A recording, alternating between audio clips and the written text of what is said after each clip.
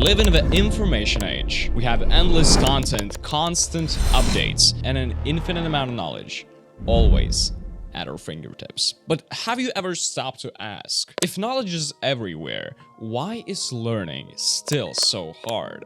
Why do we struggle to stay focused? Why does motivation come and go? Why do some people just get it instantly, while others feel stuck no matter what? For decades, researchers in cognitive science, neuroscience, and psychology have studied what actually happens inside our brain when we study. And their discoveries are changing the way we think about education, memory, and human potential. In this video, we're gonna break all that down, simply, clearly, and practically, so you can apply it immediately to your own learning journey. Let's start by understanding how learning actually works inside our brains. Your brain is not fixed. It physically changes every time you experience something new or learn something. Basically, everything that we learn and the process itself is just making those neural connections in your brain. Oh, also, and a neuron is basically a nerve. Let me read you the definition. Neurons are nerve cells that can send messages all over your body to allow you to do everything from breathing to talking, eating, walking, and thinking.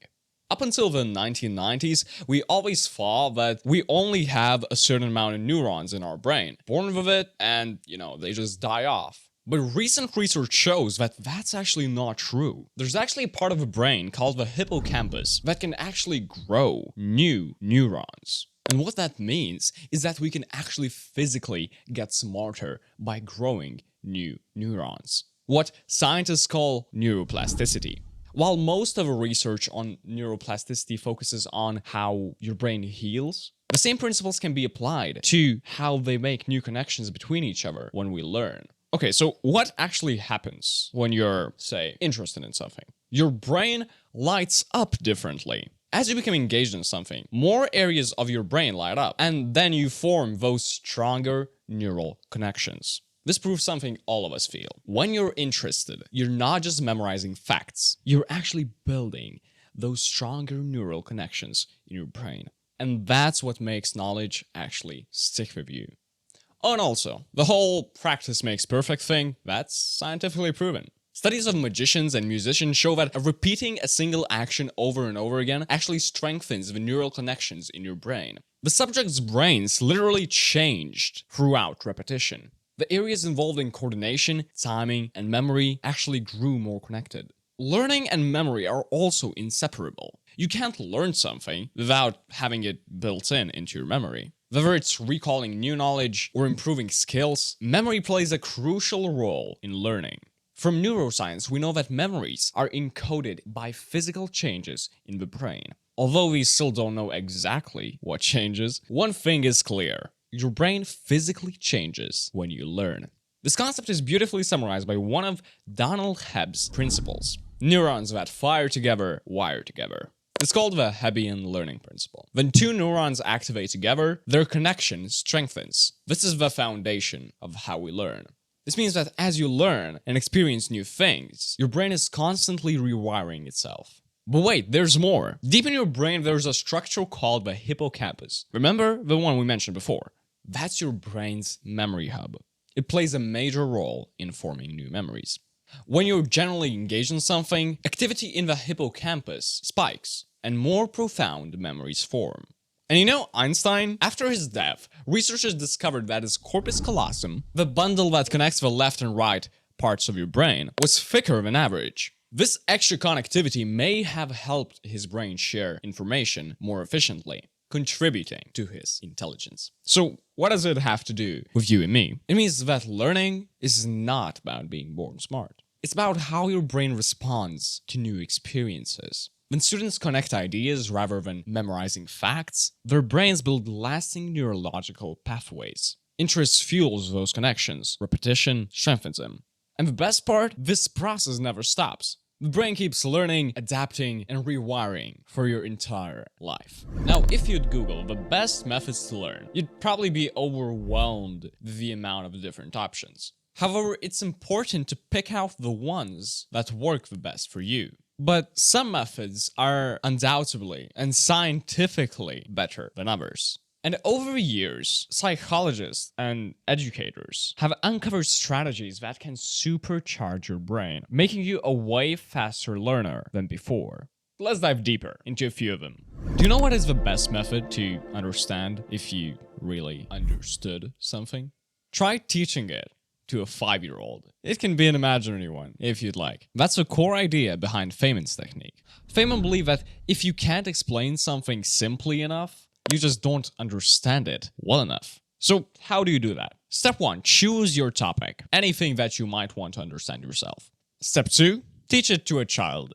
Use everyday language. Avoid jargon. Once again, you're trying to explain it simply because if you can't, you don't understand it well enough. And the final step, step 3, try to find gaps in that explanation. Where do you hesitate? What confuses you? Those are the weak points you need to work on. And lastly, try doing that again. Refine your explanation, make it clearer. It's no longer about just memorizing facts. It's about building real understanding and creating physical connections between neurons in your brain. Now, let me guess. At least one of y'all have definitely tried to cram everything the night before an exam, which only probably resulted in you forgetting everything the moment you got the exam paper. Well, spaced repetition tackles that problem. It works by reviewing material just before you're about to forget it. In other words, spacing your reviews further apart over time. First review, a week from the exam. Second, 3 days after that. And then, the last day before the exam.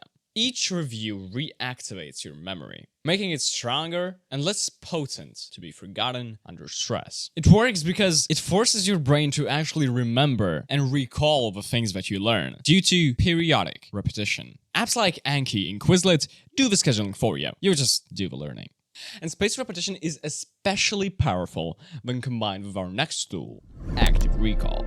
You probably have heard it, but most students still review by rereading. But your brain isn't a sponge, it's a muscle. And muscles need resistance to grow. That's where active recall comes in. Instead of reading the answer from a paper, try to actually find it in your brain. Flashcards, practice tests, self-quizzing, everything you already know. It works because of the act of retrieving information, which is, of course, harder than just reading it off your notes. Think of it as weightlifting, but for neurons. Together, active recall and spaced repetition is a powerful combo. Reviewing what you've already learned in spaced intervals and doing it yourself. The last one is a bit underrated. Not many people know it, but have you ever needed to memorize a speech of 20 points, for example? And let's make it harder. You can't write anything down. The technique is called mind palace. It's an ancient technique of basically placing facts along a physical path that you can take, like your house, your school, your place of work, etc. Each fact becomes a vivid mental image placed along a street, in the corner of your room, or wherever else you'd like. Need to recall something? Just walk to that place in your mind, and it's right there. And while you're at it, you can take your imaginary child and teach something, the Feynman Technique. It takes time to build, but for some people, it's a total cheat code. Every single one of these methods are different. One of these may not work for you at all. But the key is to, try and mix them around, see what works for you, and the results may surprise you. But enough about the methods. Let's talk about some actual tools that we can use. When we talk about learning, we usually focus on the what, but how we organize that information is often just as important. Let's start with mind maps, something you're definitely aware of. They're designed to mirror how the brain naturally makes connections. Not through linear lists, but through webs. Instead of writing a bunch of bullet points, you can create a network of ideas. Studies show that when we organize information visually, we activate more areas of the brain, especially those tied to memory, comprehension, and creativity. But that's something you already know. Now for something deceptively simple, but surprisingly powerful. Task bracketing. Task bracketing refers to the brain's process of grouping a series of actions into a single routine. It basically means that the brain identifies the beginning and the end of a task, essentially bracketing it into a neural pattern. But how does it work in the process of learning something? Let's say you need to study chapter 5 of a textbook. Start with something light, maybe a quick video summary. Then tackle the main task. And lastly, reward yourself. A snack, a break, or a simple pleasure. Let's take a more specific example. Organic chemistry. First, sit down and review what you're going to study. Next, use some kind of method or technique to work on it for a set period of time. Finally, after you've finished it, briefly reflect of what you have learned. It's called a post-task bracket. So why does this work? Because your brain craves predictable patterns. When you sandwich a hard task between two low-friction activities, you reduce resistance and lower anxiety. You're not fighting your brain, you're working alongside it. Now, the next one is called the second brain. It's essentially an external system, usually a digital one, where you store everything valuable that you want to remember. The goal? To free up space in your actual brain. When your brain doesn't have to remember everything, it can focus on the things that matter. The apps that most students use include Notion, Obsidian, Evernote, Google Docs, among many others. The goal is to have a well-organized notebook with all the important information at your fingertips. Your second brain becomes kind of a personal library, where you store the most important information you have to remember, but that doesn't need to be accessed all the time. Another well-known tool are flashcards. It utilizes a method we talked about before, active recall. It forces you not to just review the answers, but you actually retrieve it. Pair flashcards with spaced repetition, and you got a system that beats any kind of memory loss. But not all flashcards are created equally. Passive questions like define osmosis don't push your brain at all. Active, concept-driven questions like how does osmosis help plant cells survive at droughts? Those are valuable. From med school to language learning to computer science, flashcards are a powerful tool if you use them correctly. So, are learning tools effective? Well, of course they are, but only if they're used with intention. Each of these tools is more than just a productivity hack. The goal here is not to use all of them, but rather to get the most out of each one of them at the right moment. But we can guarantee that if you manage to organize your workplace the way it suits you, it will become a huge asset to your learning process. Let's face it, focusing is becoming harder. We live in a world of buzzing phones, open tabs, and a brain that sometimes just doesn't want to work. But what if there were systems that could actually train your brain to focus better? The Pomodoro technique is simple. You work for 25 minutes, take a break for 5 minutes, and repeat the process again. It gives you structure, a reliable rhythm to get the job done. It's especially great for mechanical tasks, something that you repeat over and over again. And the best part? It's easy to start. You don't need any fancy apps or gear. Just use a timer on your phone. But the technique has a downside. Those frequent breaks can interrupt deep concentration. If you're finally in the zone and your timer goes off, you're pulled right out. That's where flow state comes in.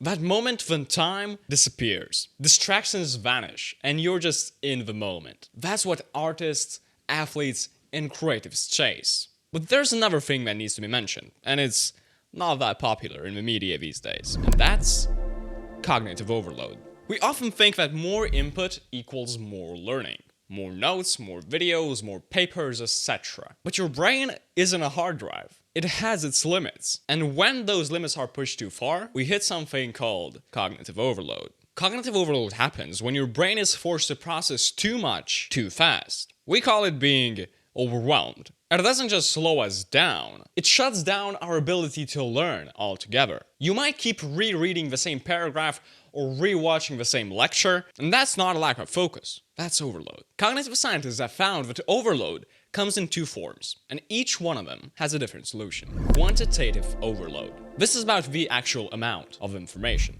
It's when you're learning too much too quickly. How to solve it? Simply slow down. This means presenting less new material at a time, making sure the previous content is actually understood before moving on, and using spaced learning, where concepts are introduced gradually. It is important to notice these moments, because we can get lost in our heads while studying. And it can not only reduce our ability to learn, but also worsen your mental state, and simply waste time. So instead of cramming 5 new concepts in one session, stick with 2, but go deep. The second one is called qualitative overload. And this isn't about how much, it's about how. Even a small amount of new information can be overwhelming if it's explained poorly.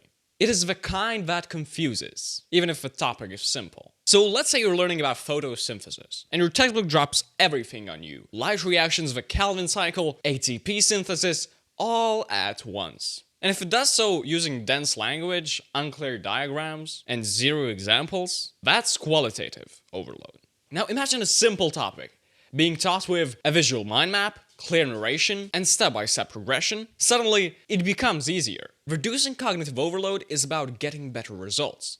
It's about helping the brain process new information better. So the next time that learning feels impossible, don't assume you're not trying hard enough. It might not be about you at all. It might just be cognitive overload. And the smartest learners don't push through it blindly. They learn to manage it correctly. Now, let's talk about something that most people avoid. Mistakes. We're taught to fear them, to hide them, to treat them as signs of failure. But what if we got it backwards? Cognitive science is clear in this. Mistakes are not opposite of learning. They're part of it. Think about how we learn to ride a bike. We fall, we scrape our knees, and we break our right arms. We try again, and we adjust. Every time we get something wrong, our brain is doing something remarkable. It's correcting, adapting, and learning. The same applies to everything, from solving equations to writing essays. Research shows that when you make a mistake, the part of the brain that's responsible for adjusting for those mistakes actually kicks into higher gear. But there's a catch. You can only benefit from mistakes when you're allowed to make them. Pressure to get it right can actually stop learning itself. When students believe failure is unacceptable, they take fewer risks. They stick to what's safe. They memorize and don't explore. They perform, but they don't learn. But studies show something powerful. Students who are told that failure is normal perform better over time. Why? Because they can stop worrying about being perfect and start focusing on progress. Mistakes only become damaging when we internalize them as shame. But when we frame mistakes as data and feedback, they become a powerful tool. You got a math problem wrong? Great. Now approach it in a different way.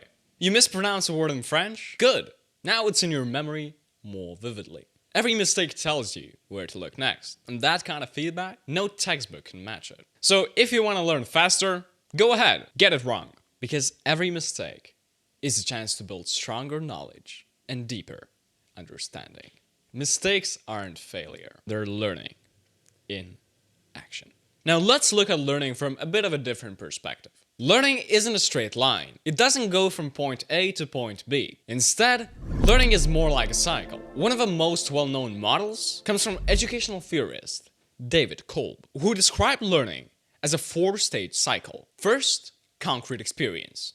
Doing something or having an experience. Second, reflective observation, thinking about it afterwards. Third, abstract conceptualization, making sense of it and forming new theories. And fourth, active experimentation, trying again, now with a different approach. The power of this model is in its repetition. Each cycle makes you smarter, sharper, and more strategic. It's about processing, testing, and adapting. But real-life learning isn't always as orderly. We don't always sit down, reflect, theorize, and experiment in this neat four-step process. Sometimes we start with theory. Sometimes we skip reflection. And sometimes we get stuck in the loop of learning without doing. That's why it's important to treat learning cycles as a framework, not a formula. Another perspective, people enter the cycle from different points, based on their learning experience or their situation. An engineer might start with an abstract theory, then test it in real life. A chef might begin with concrete action, cooking first, learning the science later. And a musician may jump straight into the experience and experimentation, skipping formal theory altogether. The key isn't where you start, it's that you move through the full cycle. Learning cycles can also work on different scales. You might go through one loop in a single day, like solving a tricky math problem. Or you might cycle through months or even years. For example, learning a language. So the next time something doesn't stick, ask what stage of the cycle am I in? Now, onto emotions. Up until now, we only focused on the mind itself and only talked a bit about something called dopamine. But what about the rest of the system? After all, everything happens in our body, and that body has feelings as well. Emotions aren't a distraction from learning. They're a part of it. Every time you sit down to study, your emotional state plays a role in how well you learn. And the science here is clear. Positive emotions like excitement and curiosity enhance motivation, engagement, and memory, while negative emotions like anxiety or boredom do the opposite. One of the best examples would be motivation, but we've talked about that already. Take stress, for example. When you're stressed, say before a test, your body releases cortisol. Too much cortisol, and it shrinks the hippocampus, your memory hub, and interferes with your working memory. That's why people blank out during exams, or forget things that they actually know. But not all stress is bad. In fact, there's something called the eustress, a kind of positive stress. It's a surge of energy you feel right before a performance, or a sharp focus just before the deadline. Eustress helps you stay alert, motivated, and engaged. Have you ever wondered why you can remember an embarrassing moment from 5th grade, but can't seem to remember what you studied last week? That's emotional encoding at work. When we feel strong emotions during an experience, even subtle ones like pride and surprise, our brains tag that memory as important. Emotions act like a highlighter, just for your brain. That's why learning tied to stories, music, or personal experiences tends to stick longer. And as we said before, your body matters too. Learning happens inside your body after all, and your physical state is more important than you think. Let's break it down. Sleep isn't just rest. It consolidates memory and clears mental clutter. No sleep, no solid memory. Nutrition affects neurotransmitter levels. Junk food equals blood sugar spikes, and dips lead to inconsistent focus. Movement boosts blood flow and neuroplasticity. Even a quick walk can reboot your focus. Breathing and posture influence stress. Shallow breath equals panic. Slow and deep breath, however, and your brain gets calm and regulated. Ignoring the body is like trying to run an advanced software on a machine that's overheating. Emotionally intelligent learners, those who can recognize and manage their feelings, have a serious advantage. When something doesn't work, they don't shut down, they shift gears. They know when to pause, breathe, and try a different approach. It's not about staying happy all the time. It's about learning how to work with your emotions, not against them. We also cannot talk about your emotions without talking the surroundings you're learning in. The school environment, teaching methods, and even cultural expectations all influence your emotional response. If you're constantly under pressure, feeling judged by comparison, it's no surprise learning feels harder. On the other hand, when schools or teachers create environments that are safe, supportive, and inclusive, students feel more hopeful, adaptable, and engaged. The bottom line? Learning is also about how you feel, and how you care for the machine that's doing the learning. So the next time when something doesn't work out, ask yourself, how am I feeling right now? What's my body telling me? What's one thing I can change? Not in the material, but in my environment or state. Now, let us introduce you another way of looking at learning. What if, for example, in math, the goal wouldn't be about being told the answer, but about figuring it out yourself? That's the essence of a problem-solving way of learning, where students aren't just absorbing knowledge, they are actively creating it. In this method, you're given a problem, and you have to make sense of it on your own terms. No roadmap, just reasoning, trial and error, and a lot of asking why. This isn't about memorization, it's about engagement, creativity, and critical thinking. And in many ways, it mirrors how real-world learning works, because in the real world, no one hands you multiple choice answers. Problem-solving learning can be done individually, but it's especially powerful in small groups. Why? Because now you're not just thinking, you're also communicating. You're building ideas, challenging them, and negotiating different viewpoints. Research supports this too. Studies show that when students engage in problem-based learning, they retain knowledge longer. In short, you don't just learn the solution, you learn how to think. And when that becomes a habit, every challenge becomes an opportunity to learn and improve. We have mentioned the topic of individual versus collaborative learning before, but there's a bit more to it than just that. You probably heard that some people tend to do better when studying alone, while others are the opposite. So which is better, collaborative or individual learning? Truth is, both styles have their strengths, but understanding when and why to use each one can completely change how you learn. Let's break it down. Individual learning gives you space. It's focused, quiet, and personal. It's perfect when you need deep concentration, like writing an essay. Working alone helps you develop independence and discipline. You're not always relying on someone else to explain the answer for you, you're doing it yourself. But there's a catch. What happens when you get stuck? When you hit a wall? That's where collaboration steps in. Humans are wired to learn socially. Our brains literally light up when we engage with others, especially when information is presented in a multisensory and interactive way. Study groups, peer tutoring, and group projects tap into this power. And if you're struggling, hearing someone else explain something in a simple way might be exactly what you need. But collaboration isn't about trading answers. It's about challenging perspectives, clarifying misunderstandings, and learning how to listen, question, and build ideas together. That kind of active engagement leads to deeper learning, and often better results. So which way is better? Use individual learning when you need to focus, and collaboration when you need connection. The key is to use both. Review alone, then teach it to others. Read quietly, then discuss it in a group. Bottom line, learning isn't just personal. It's social. But you yourself have to choose when to study individually and when collaboratively. Lastly, let's talk about novelty. And let's be honest, we've all been there. Staring at a textbook, reading the same sentence for the 5th time, and still not getting it. So why does this happen? Because your brain is bored, and boredom is the enemy of learning. Here's something science has discovered. Your brain doesn't just like novelty, it needs it. Novelty is that feeling of discovering something unexpected or unfamiliar, and it triggers the release of dopamine. So let's say you're studying the causes of World War I for the 3rd time. Nothing seems to stick. But now imagine this. You watch a documentary that reenacts real conversations, or join a simulation where you are the diplomat deciding whether to go to war. Suddenly, it's not just plain facts, but something that excites you.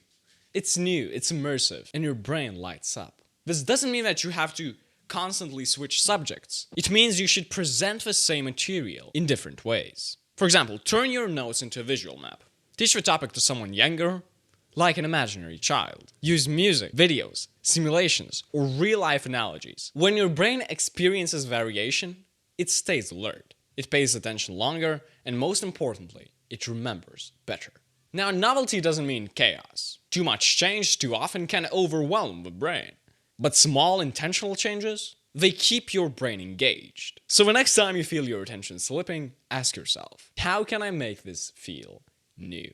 Because at the end of the day, your brain is curious, and it learns best when it's awake, interested, and even a bit excited. So let's take a step back. We've covered a lot. From neuroscience and psychology, to the impact of emotions and tools, and even novelty on your ability to learn. And if there's one thing you take away from this video, let it be this. Learning isn't just something you do. It's something you design yourself.